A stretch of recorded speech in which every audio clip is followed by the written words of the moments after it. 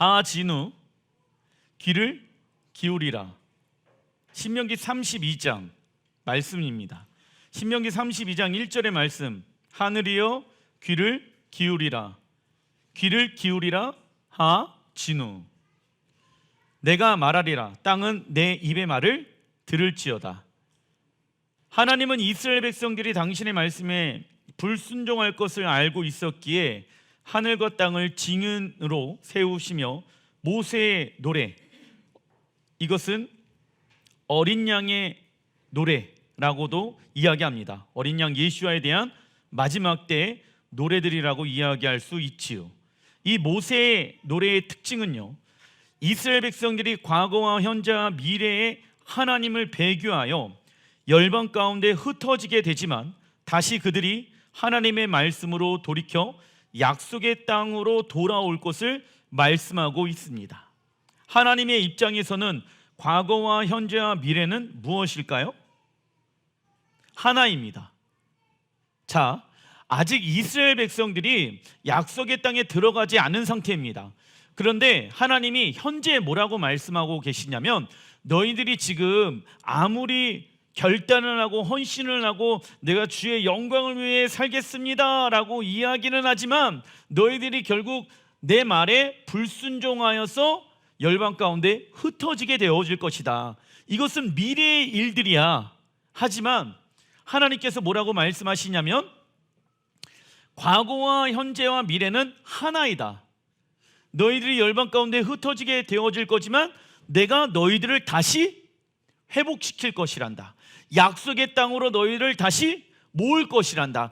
이것을 잊지 말아라. 이것을 모세야, 이스라엘 백성들에게 노래로 만들어서 잊지 않게끔 하여라.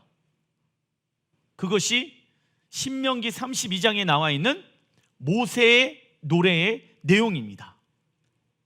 그래서 이 말씀은요, 단순히 이스라엘 백성들에게, 즉 과거 이스라엘 백성들에게만 국한되어져 있는 말씀이 아니라 지금 현재 이스라엘 백성들에게도 적용이 되어질 수 있는 말씀이 되겠지요. 왜냐하면 하나님은 시간의 주관자 되시며 하나님은 과거의 하나님, 현재의 하나님, 미래의 하나님이 되시기 때문에 과거 이스라엘 백성들에게 일어난 일은요, 우리의 현재와 미래의 거울로 삼아 본보기가 될 수 있다라고 고린도전서 10장 10절에 말씀하고 있습니다. 그래서 마지막 때 우리가 넘어지지 않기 위해서는 무엇이 있어야 됩니까? 토라. 왜냐하면 우리의 현재와 우리의 미래를 무엇을 통하여 알 수 있습니까?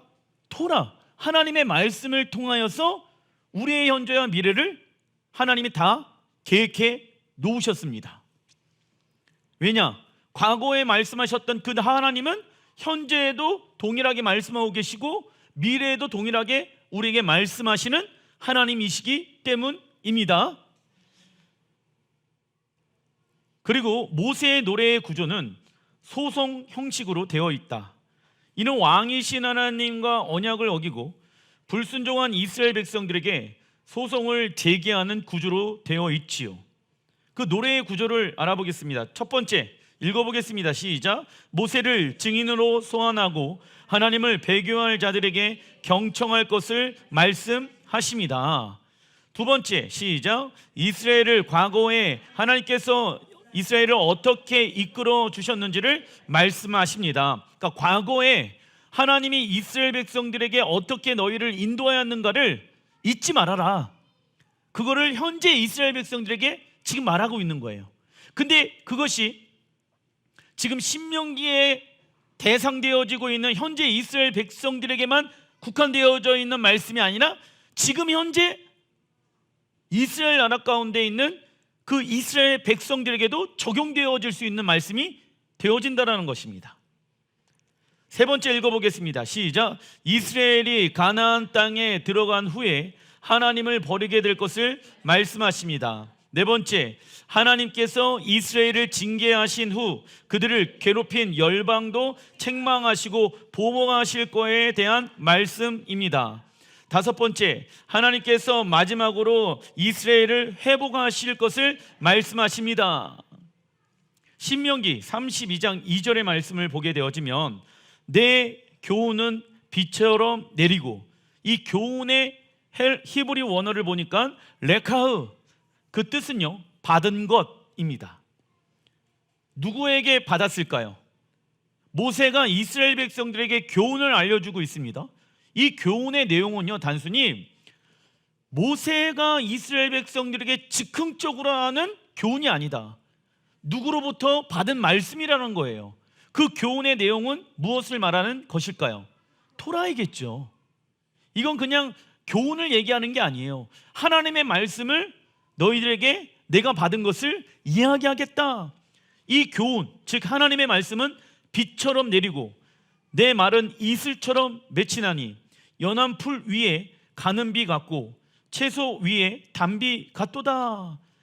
하나님의 말씀이 비와 이슬과 같다. 그리고 채소 위에 단비 같도다. 왜냐하면 당시 이스라엘 백성들이 있었던 그 광야에 비와 이슬은요 생명과 같은 것이다. 왜? 채소를 자라나게 할 수 있는 영양분의 공급을 해주기 때문입니다. 그래서 하나님의 말씀은요 이 땅에 있는 식물들이 자라날 수 있도록 비와 이슬과 같은 역할을 감당한다. 그러나 주의해야 할 것이 있습니다. 세상의 말과 우리의 감정은요 우리에게 생명을 주는 것이 아닌 무엇을 준다? 독을 주는 것이에요. 왜? 자라나지 못하게 만든다라는 거예요. 오직 우리를 자라나게 할 수 있는 것은 무엇입니까? 우리의 믿음을 자라나게 할 수 있는 것은 하나님의 말씀 외에는 없는 것이에요. 왜? 믿음과 말씀은요 같이 성장해야 합니다. 그러나 믿음이 있는 사람이 말씀이 없다라고 하면은 그 사람은 성장하는 게 제한되어져 있는 거예요.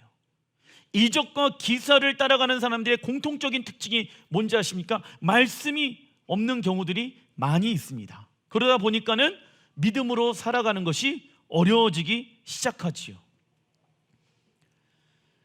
작은 1번 신명기 32장 7절 옛날을 기억하라. 역대의 연대를 생각하라. 내 아버지에게 물으라. 그가 내게 설명할 것이요 내 어른들에게 물으라. 그들이 내게 말하리로다.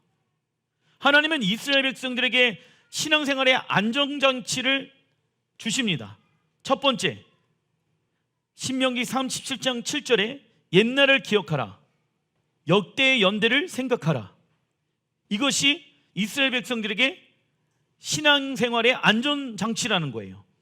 우리에게 큰 일이 일어나거나 어려움이 오게 되어졌을 때 해야 할 것은 여기까지 인도하신 하나님을 무엇해야 합니까? 옛날을 기억하라.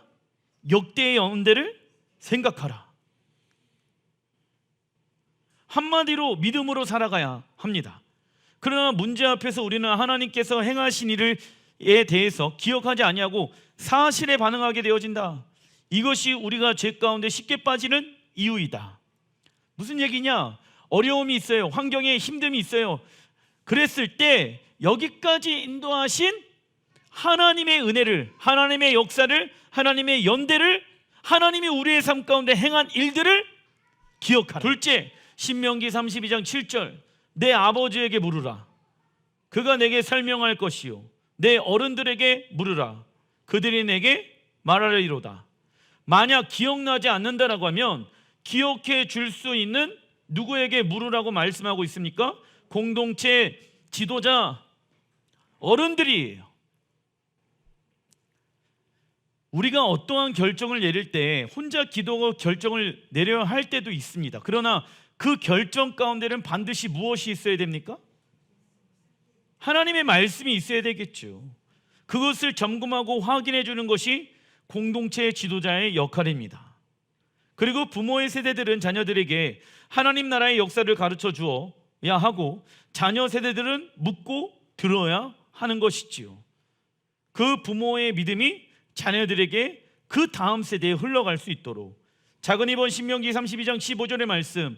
그런데 여술은, 이 여술은요 이스라엘을 애칭하는 말입니다. 기름짐에 발로 찼도다. 내가 살찌고 비대하고 윤택하매. 자, 우리가 살이 찌고요 비대해지고 윤택하게 되어졌을 때 나타나는 현상들이 있습니다. 자기를 지으신 하나님을 버리고 자기를 구원하신 반석을 업신 여겼도다. 반석은 하나님의 말씀을 뜻하지요. 그래서 우리가 하나님 나에게 불을 허락하여 주십시오 이랬을 때 우리가 주의해야 될 것은 무엇이냐면 내가 하나님을 버릴 수 있는 가능성들이 커지는 거예요. 그렇다라고 해갖고 불을 많이 얻는 것이 죄악이다라고 이야기하는 것이 아닙니다. 그 불을, 여러분들, 하나님이 우리에게 주신 그 불을 우리가 먹고 마시는 것 외에 하나님의 나라와 이웃들을 위하여 사용되어지면 되는 것입니다. 나만 잘 먹고 잘 사는 것은 죄악입니다. 그 하나님이 원하지 아니하는 죄의 모습이에요.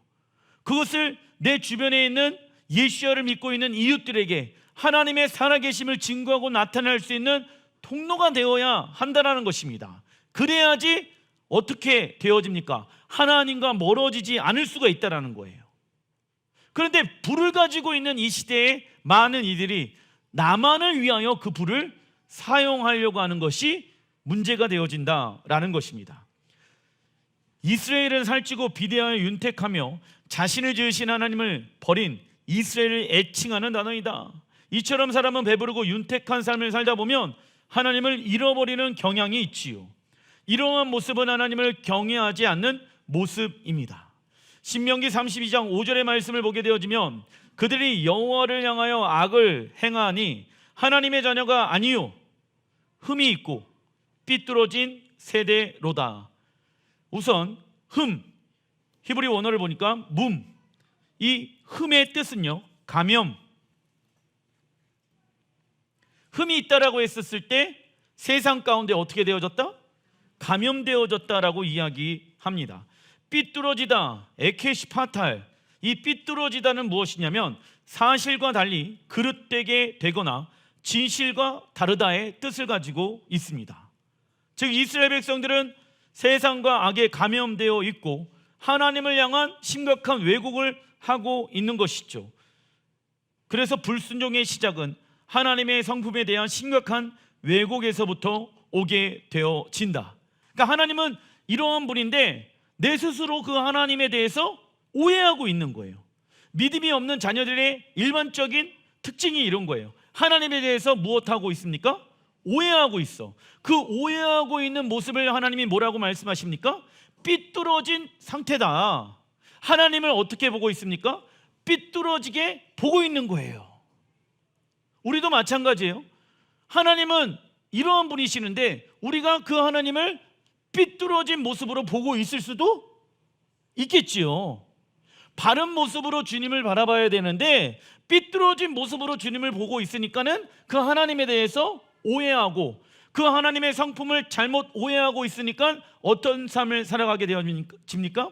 불순종의 삶을 살아가게 되어진다.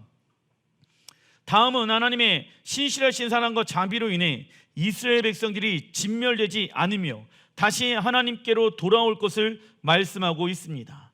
그리고 하나님은 이스라엘의 대적에게 보복하고 원수를 갚으실 것을 말씀하시지요. 단락 2번 신명기 32장 34절의 말씀, 이것이 내게 쌓여있고 내 곳간을 봉하여 있지 아니한가?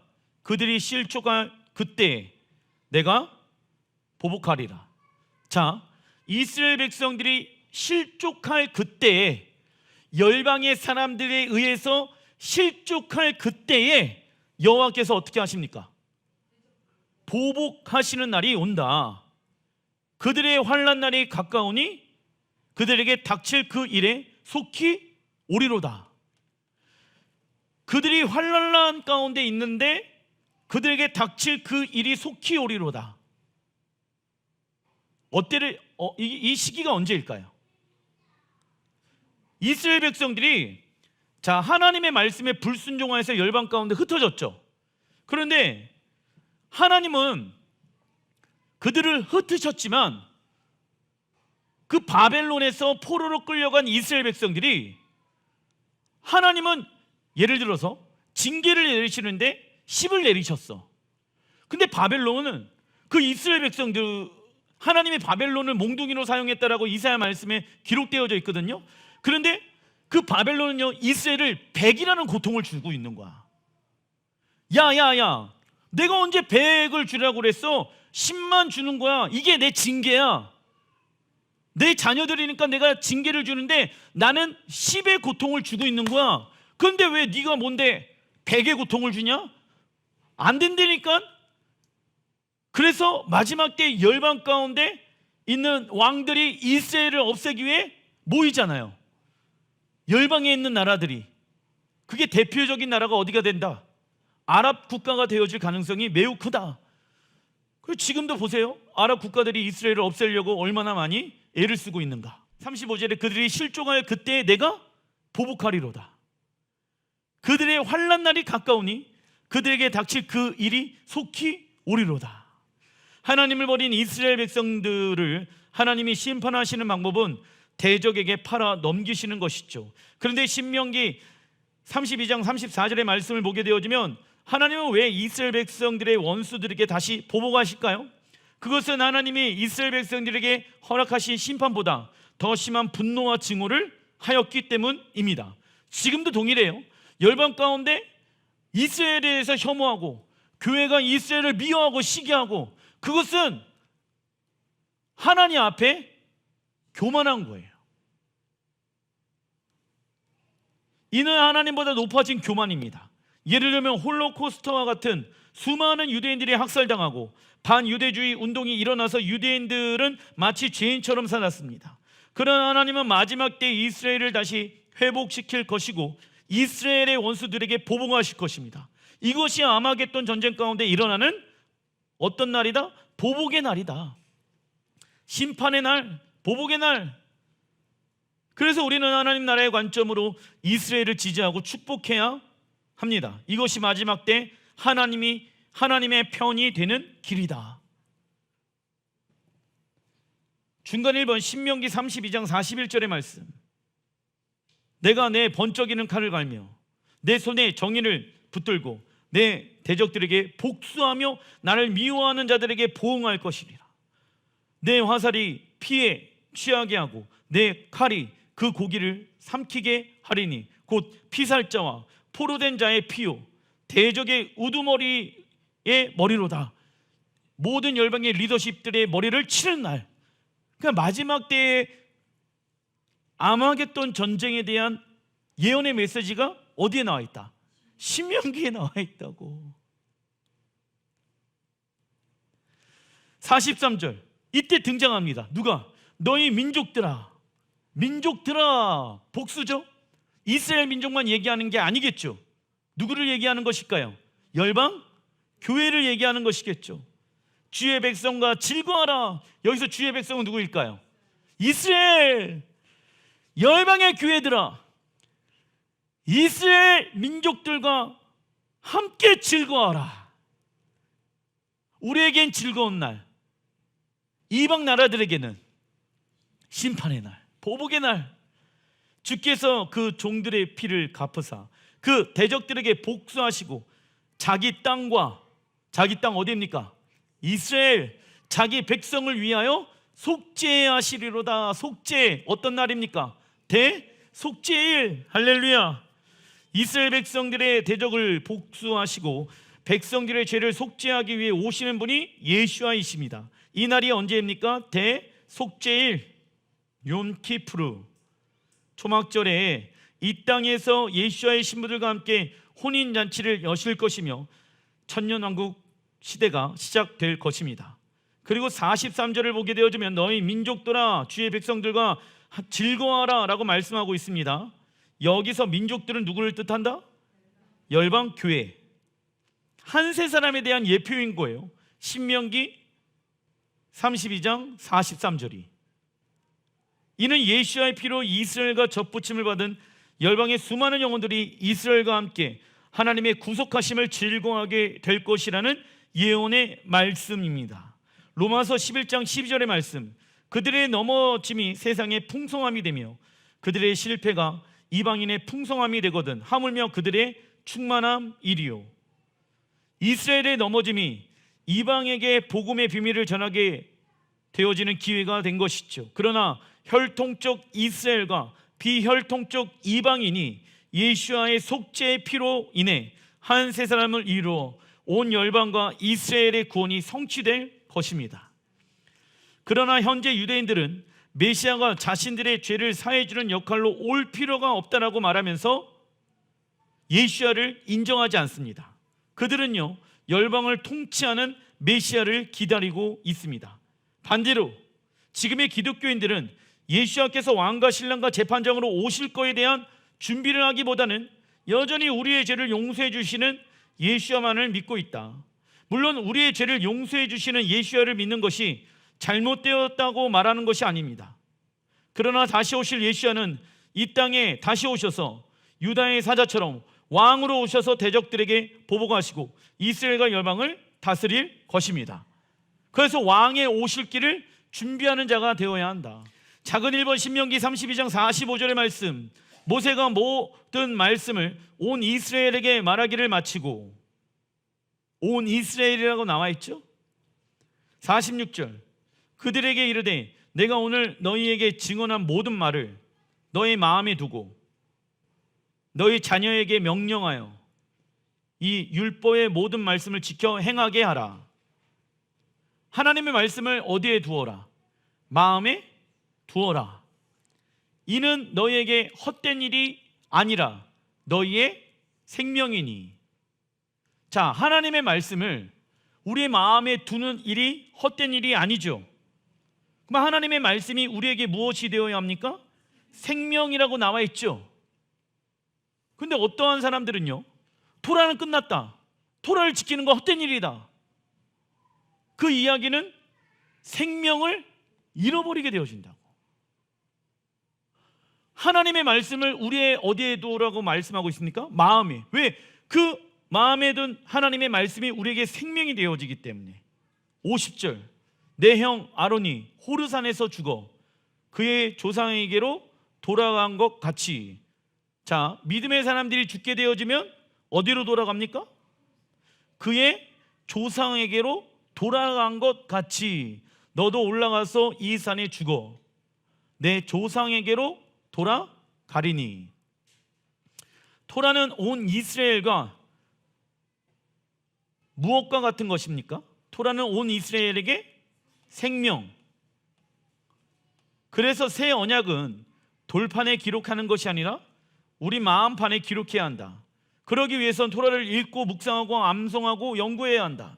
나아가 자녀들에게 가르치라고 말씀하고 있죠. 그리고 모세가 죽고 난 이후에 믿음의 조상들에게 돌아가야 한다라고 말씀하고 있습니다. 그곳은 어디일까요? 창세기 25장 8절의 말씀, 새 번역으로 읽어보겠습니다. 시작. 아브라함은 자기가 받은 목숨대로 다 살고 아주 늙은 나이에 기운이 다하여서 숨을 거두고 세상을 떠나 조상들이 간 길로 갔다. 믿음의 조상 아브라함이 죽게 되어졌을 때 그가 간 곳은 조상들이 있는 곳으로 돌아갔습니다. 즉 하나님을 믿는 사람들이 죽게 되어졌을 때 천당 가거나 지옥 간 것이 아니라 믿음의 조상들이 모여 있는 곳으로 가게 되어집니다. 그곳에서 하나님의 때가 되어지면 다시금 부활의 몸으로 일어나 하나님께서 약속하신 땅을 기업을 받아 이 땅에서 영원히 사는 것이 성경에서 말하는 어떠한 신앙의 모습입니까? 부활신앙. 믿음의 조상들이 간 곳은 어디일까요? 낙원이죠. 시편 103편 35절에 죄인들을 땅에서 소멸하시며 악인들을 다시 잊지 못하게 하시리로다. 죄인들은 그래서 이 땅에 완성되어진 하나님의 나라, 즉 그것이 천국 아니겠습니까? 그러면 죄인들은요, 천국을 땅을 기업으로 얻을 수 있어요, 없어요? 없어요. 그러니까 시편 기자가 그 얘기를 하는 거예요. 지금 시편 기자가 이 시편 103편 35절을 지을 때 그가 생각하고 있었던 하나님의 나라는요, 먼 우주에 있는 어느 별을 천국이라고 생각하지 않았다고.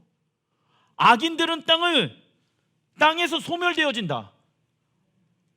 죄인들을 땅에서 소멸하시며 악인들을 다시 잊지 못하게 하시려다 나와 있죠. 왜? 이 땅에 하나님의 나라가 임하기 때문에.